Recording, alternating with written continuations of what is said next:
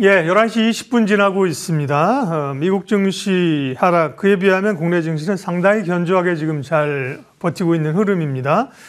코스피는 7포인트로 낙폭을 좁혔고요. 코스닥은 상승 전환을 시도하고 있는 상황인데, 오장 우리는 또 어떻게 전략을 세워야 될까요? 오늘 두 분 함께 하겠습니다. 주식명가 MTNW 박영호 어드바이저 오셨고요. KSG 글로벌 컨설팅 김선규 소장님 함께 합니다. 어서 오십시오. 자, 우리는 뭘 고민하면서 어떻게 전략을 세워야 될지 하나씩 보겠습니다. 오장 터닝 포인트 첫 번째 내용이요. 예, 인플레 우려, 그리고 경기 침체에 대한 우려, 이런 것들로 이제 특별히 미국 주식시장이 좀 우려가 있는 거죠. 우리도 사실 오늘 기준금리 내렸는데 성장률 전망치를 내려서 그 영향에서 자유로울 수는 없습니다. 그 부분 어떻게 봐야 될까요? 박영호 위원님, 그런 경기 침체 우려들, 우리 시장은 상대적으로 잘 버티는데 어떻게 해석하세요? 잘 버틴다고 하더라도 상승하는 거는 아니거든요. 네. 결론은 뭐다? 미국 증시의 영향을 받기는 받고 있다라는 건데, 예. 미 증시와 국내 증시와는 다른 측면으로 우리가 접근을 해줘야 될 것 같습니다.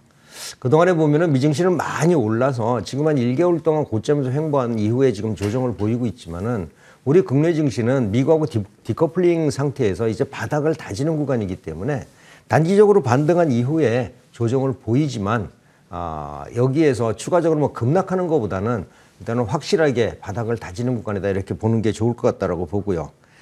트럼프는 중국과 무역 전쟁을 계속할 것으로 생각을 합니다. 사실 무역 전쟁을 했을 때 가장 큰 수혜를 볼 수 있는 나라가 몇 개국이 있지만은 그 중에서 대한민국도 포함되어 있다라는 그 생각을 해볼 때, 지금 현재 상황에서 우리 증시가 미중 무역 분쟁 수혜를 볼 수 있는 국가이기 때문에 추가적으로 급락할 확률은 상당히 적다라고 보고 있는 것 같고요. 미국은 미국 생산 제품에 이제 관세 부과로 대응을 하고 있는데, 저는 이렇게 한번 봅니다. 트럼프는 미국에 공장 지어라. 그렇지 않으면 애플이고 뭐고 중국에서 만든 거 다 과세하겠다는 얘기거든요. 이랬을 때 우리가 보는 투자 전략은 미국 내 생산이 크지 않은 제품들, 그러니까 우리가 전 세계 시장 점유율이나 기술 점유율이 높은 이러한 섹터 쪽으로 집중을 한다면은 미중 관세, 미중 무역 전쟁, 여기에 수혜 업종이 눈에 보인다라고 보실 수가 있을 것 같습니다. 네. 그러면 어쨌든 대체적으로는 조정시 매수 관점? 미중 관세 전쟁에서의 수혜주를 중심으로 조정시 매수? 네, 맞습니다. 네네. 지금 눈에 띄는 것은 디스플레이 같은 경우, 2차 전지 같은 경우에는 중국하고 우리나라밖에 사실 거의 없거든요. 그다음에 조선 같은 경우도 마찬가지고, 그래서 네. 이쪽 업종들은 조정을 받는다면 저점에서 매수해도 될 거다, 이렇게 보시면 좋을 것 같습니다. 김성규 소장님, 오늘 우리 금통에서 기준금리 내렸습니다. 경기 부양을 위한 건데요. 그런 게 얼마나 시장에 도움이 될는지, 또 지금의 상황들은 어떻게 대응하면 좋을까요? 지금 특별히 얘기할 건 없는 것 같습니다. 가장 큰 이유는 어느 정도 이미 돈이 풀려 있는 상태지 않습니까? 그럼 그 상태에서 금리를 낮췄다는 얘기는 결국은 지금까지 있는 수많은 대출에 대해서, 우리는 지금 대출에 대한 것 때문에 이렇게 하고 있는 것이지, 이게 어떤 생산적인 그런 부분에 대한 부분이 아니다 보니까 여기에 대해서 결국은 주식시장에 나타나는 그 영향은 생각보다는 그렇게 크지 않을 것이라고 저는 보고 있고요. 또 여기에서 봤을 때 일단 지금 우리가 어느 정도는 미국 증시의 영향을 받고 있다 보니까 거기에 맞춰서 대응을 해야 되는 거죠. 지금 굉장히 중요한 자리인데, 비교 차트 잠깐 가져온 거 보게 되면은 여기에서 보면 일단 나스닥하고 그다음 S&P 500이 오늘 굉장히 안 좋습니다. 장 막판에 처음에 하락하다가 상승 반전을 했는데 거기서 다시금 하락을 해야지 급락으로 마감을 했거든요.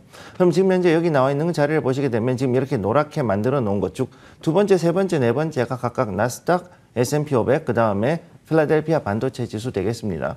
자, 필라델피아 반도체 지수가 가장 우리한테 영향을 많이 주기 때문에 제일 하단을 잘 보셔야 되는데, 지금 9월부터죠. 그때부터 해가지고서 계속 쭉 이렇게 횡보세를 보이고 있습니다. 중요한 거는 이것을 일으키는 가장 큰 원인이 엔비디아의 여러 가지 AI GPU의 수급이 가장 큰 문제가 되고 있다라고 저는 그렇게 보고 있고, 거기에 관련된 것들이 결국은 앞으로 우리나라 증시에도 상당히 영향을 줄 거라고 보고 있습니다. 따라서 지금 움직이는 것들도 보면 액심 냉각이나 HBM 이런 여러 가지 엔비디아나 AI에 대한 하드웨어 관련주들이 약간 이제 여기에 대한 순환매만 돌고 있는 상황이고, 그 다음에 여기에서 우리가 대물론 봐야 되는 거는 이제 퓨리어스 AI 관련주라든가 아니면 이제 AI 소프트웨어 관련주들을 중심으로 조금 더 지켜보는 게 좋을 것 같습니다. 네, 시장 전체로는 조정시 매수 관점 아니면 조금 비중 축소 관망? 저는 일단은 비중 축소하고서 약간 관망하는 게 좋다고 보고 있습니다. 네.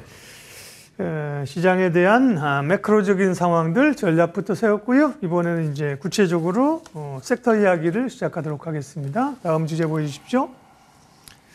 조선주군요. 조선주 고민이 있죠. 사실은 방산 같은 경우는 크게 흔들리지 않고 잘 버티고 가는데 조선주는 지난주에 사실 꽤 큰 폭의 조정이 있었단 말이에요. 차익 실현이 있었는데 다시 좀 살아나는 모양새입니다. 박영호 의원님, 조선주의 조정은 끝나고 다시 상승세로 간다? 이렇게 봐도 됩니까? 네, 상승세로 간다. 저는 이렇게 보겠습니다. 네. 단기적으로 반등이 있기 때문에 조정을 받아야 되는 구간도 많습니다. 이제부터 실적이 숫자가 어떻게 찍히느냐가 가장 중요한데 지금 트럼프가 중국의 견제를 하면서 우리 조선업종에 대한 그 호신호 이런 것도 지금 나와 있죠. 중국산 선박, 그러니까 중국에서 제조한 선박, 중국 그 산뿐만 아니라 중국에서 제조한 선박, 이런 선박에도 페널티를 부과하겠다라고 하는데 사실 컨테이너선 같은 경우에는 전 세계에서 중국에서 가장 많은 그 시장 점유율을 가지고 있거든요. 제조도 마찬가지고 우리나라는 친환경 선박에는 상당히 강점을 가지고 있지만 컨테이너 선박은 중국에서 많이 만들고 있습니다. 자, 우리가 우리가 선사들이 가정을 했을 때, 그러면은 중국 선박에다가 물건을 실어서 갈 경우에는 페널티를 맞는데 대응책이 어딜까?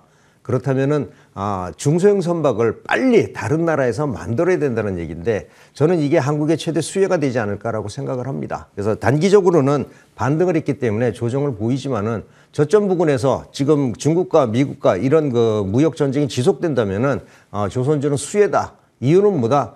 다른 나라하고 비교할 데가 없는 이런 기술이다라는 점이 조선주에 대한 포인트다라고 말씀드립니다. 네.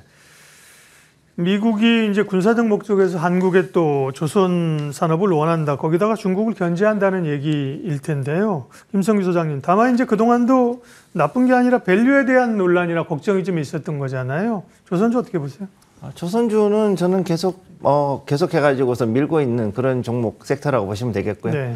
특히 중요한 거는 이제 조선 같은 경우 지금 현재 미국하고 이제 그 해군 관련해서 수리조선 계약이 돼 있는 상태이기 때문에 앞으로 여기에 대해서도 좀 더 많은 그 영향이 있을 것이다 이렇게 보고 있습니다. 거기에서 특히 중요한 거 미국의 철강 관세가 나오는데 이게 조선주에는 크게 관련이 없을 것이라고 저는 보고 있고 특히 국내산 철강이 지금 굉장히 많이 나오고 있고 거기에다가 가격까지도 지금 낮아지고 있는 상태이기 때문에 여기에 대해서는 조선주에게는 오히려 그건 수혜가 될 수 있다라고 볼 수 있는 거죠. 따라서 이제 미국 선박법이 앞으로 개정이 되는 것이 있다 그러면은 거기에 관련된 호재는 앞으로 충분히 더 있을 것이라고 보고 있고요. 그 다음에 지금 현재 그 전체적인 그 움직임을 봤을 때 LNG선, LNG 추진선, 그 다음에 FPSO 같은 이런 그 고부가 가치선들이 우선 주로 움직이는 것들로 볼 수 있는데 이들이 조금 있으면은 이제 준공을 하고 선주들, 즉 선사들한테 곧 납품할 시기가 조만간 다가올 겁니다. 따라서 그 시기가 되면은 여기에 맞춰가지고 또 다른 수주 경쟁이 이제 들어가게 될 텐데 거기에 대해 가지고 우리는 어느 정도의 시간을 벌 수 있는 계약들이 있기 때문에 가능한 것이고 거기에 비해서 다른 나라에 있는 그 조선소들은 상대적으로 상당히 좀 힘든 시기를 보낼 것이다. 따라서 앞으로 봤을 때 조선은 충분히 버티고 더 올라갈 수 있는 그런 섹터라고 보시면 되겠습니다. 네. 그럼 대형 조선사 아니면 기자재. 지난번에 사실 약간 피팅 업체나 뭐 이런 쪽으로 말씀하셔가지고 수익이 좋았던 기억이 있거든요. 김성규 소장님. 네, 제가 봤을 때는 일단은 수리조선을 또 주로 봐야 되기 때문에 우선 서부장 관련 종목들, 그 다음에 또 엔진이라든가 이쪽으로 특히 네. 지금 IMO 2020으로 해가지고서는 이제 그 친환경 선박을 들어가야 되기 때문에 거기에 관련된 수리들이 이제 들어간다 그러면 앞으로 이런 쪽도 잘 지켜보실 필요가 있겠습니다. 네, 조선주가 살아나서 다행입니다. 지난주 사실 낙폭이 꽤 컸거든요. 조정폭이 컸기 때문에 고민들이 많았을 텐데 다시 살아나고요. 다음 주제 확인할까요? 네. 다음은 전력주군요. 그러니까요, 마이크로소프트가 데이터 센터 투자를 축소한다는 이야기가 있는 거죠. 지금 좀 설왕설래하는 흐름들이 있는데요. 그러면서 미국의 전력주들이 많이 하락을 했고요. 국내 전력주는 어떻게 볼 것이냐. 네. 역시 이제 아까 조선주처럼 전력 관련주도 최근에 좀 조정을 받은 상태인데 아직 못 올라오고 있습니다. 김성규 소장님, 전력 관련주는 어떻게 해야 돼요? 지금 뭐 마이크로소프트 관련돼 가지고 기사가 나온 거 있는데 여기 네. 보시면은 일단 그 데이터 센터 두 곳에 대한 임차를 취소했다 뭐 이렇게 얘기를 하고 있더라고요. 그래서 이런 부분들이 과연 이게 그 정말로 사업을 접느냐라고 생각하시는 분들이 있는데 제가 볼 때 그건 아니고 취소 사유에 대해서는 봤을 때는 그 전력의 안정적 공급이 이루어지지 않았기 때문에 즉 그거에 대한 그 전력 공급에 대한 지연이 정당한 그 계약 취소 사유가 되어서 그것을 일단은 두 군데를 취소를 했다라고 얘기를 하고 있습니다. 자, 그래서 미국 같은 경우는 어떻게 되느냐 하면은 데이터 센터를 한다 그러면 이게 하나의 부동산업으로 취급이 되기 때문에 여기에 관련되어 있는 리츠들이 거기에 대해서 움직이는 거죠. 따라서 그 부분을 좀 잘 기억을 해 두셔야 되고.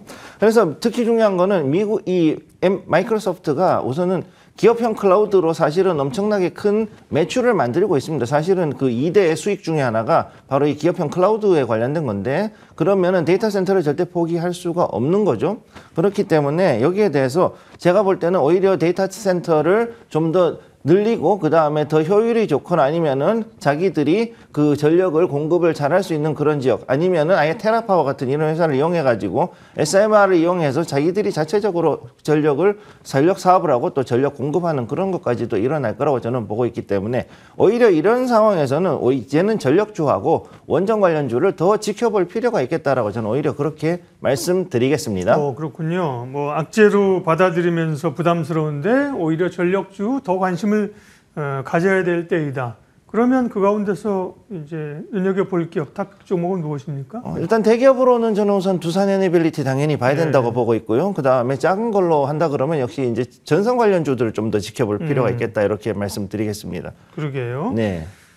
말씀드린 것처럼 방사는 견조했고 조선이 차익 매물이 꽤 나왔는데 다시 올라오고 다음 차례가 어떻게 보면 전력기기 쪽인데요. 전력기기에 대한 시각이 좋으시네요. 네. 다음 이슈는 뭔가요? 오장 터닝 포인트 다음은요. 한한령 해제 기대감 엔터와 화장품주.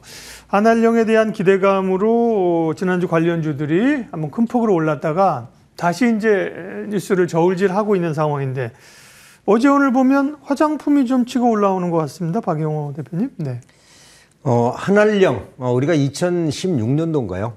그때 사드 문제가 불거지면서 뭐 중국에서는 한한령이라는 건 없다라고 했지만은 음으로 양으로 우리나라를 규제했던 것도 사실인데 이게 거의 한 8년 만에 풀린다 이런 얘기들이 나오고 있습니다. 한한령이 해제됐을 때 가장 먼저 수혜를 봐서 볼 수 있는 거는 역시 화장품과 엔터다라고 볼 수 있는데 저는 이 두 업종에 대해서 전략을 조금 달리하는 게 좋겠다라는 말씀을 드리고 싶어요. 화장품 같은 경우는요, 이전에 한한령 이전에는 사실 중국 사람들이라서 엄청나게 많이 팔아주면서 화장품 업체들의 수출이 상당히 늘었는데 최근 들어서는 그 한한령 이후에 그걸 극복을 하면서 2024년도 같은 경우에 화장품 업체 수출이 사상 최고치를 만들었습니다.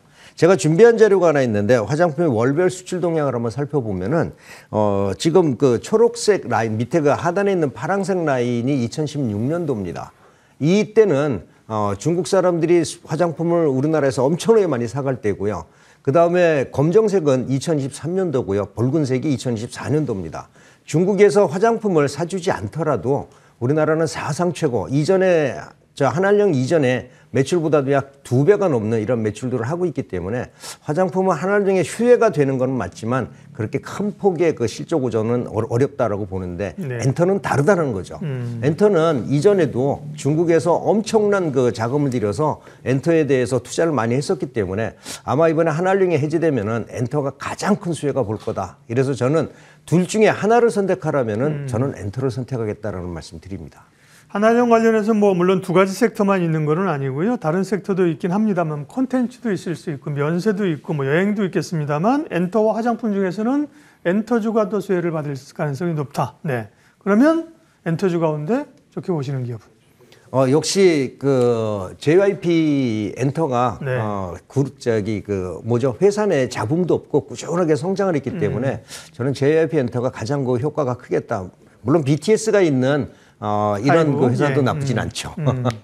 하이브도 괜찮지만 네. 일단 원탑은 JYP 엔터, 하이브 이렇게 네, 두 맞습니다. 종목을 말씀해 주셨습니다.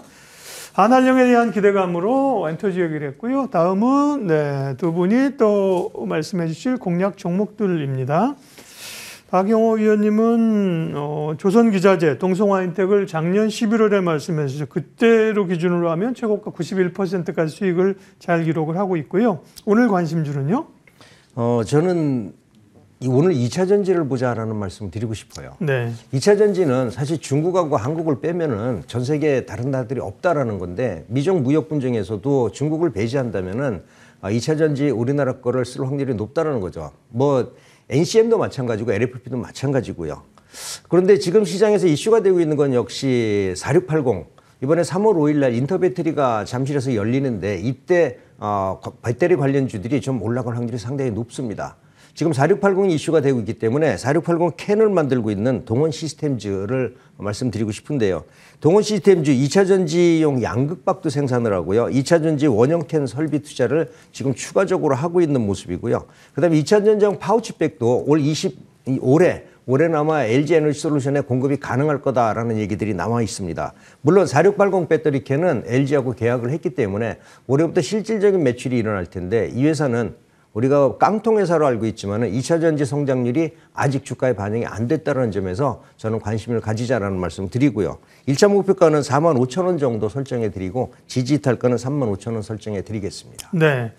김선규 소장님의 관심, 김선규 소장님도 역시 1월에 동성화인텍을 또 말씀하신 바가 있습니다. 그때 기준으로 하더라도 31% 수익률을 기록을 최고가로 했고요. 오늘 관심주 말씀해 주시죠. 네, 오늘 종목을 말씀드리는 건 태성으로 일단 저는 말씀드리고 지난번에 말씀드렸듯이 동성화인텍 같은 경우 달리는 말에 달려가지고 올라타서 수익을 내는 그런 방법을 여러분께 말씀드렸던 걸로 기억을 하고 있습니다.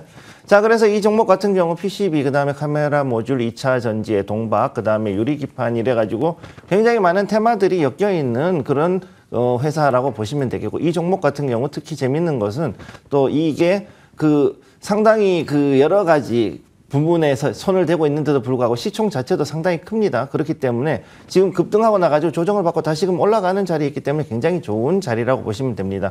오늘 같은 경우 지금 거의 26%까지 올라갔다가 지금 약간 빠져있는 모습 보여주고 있고요.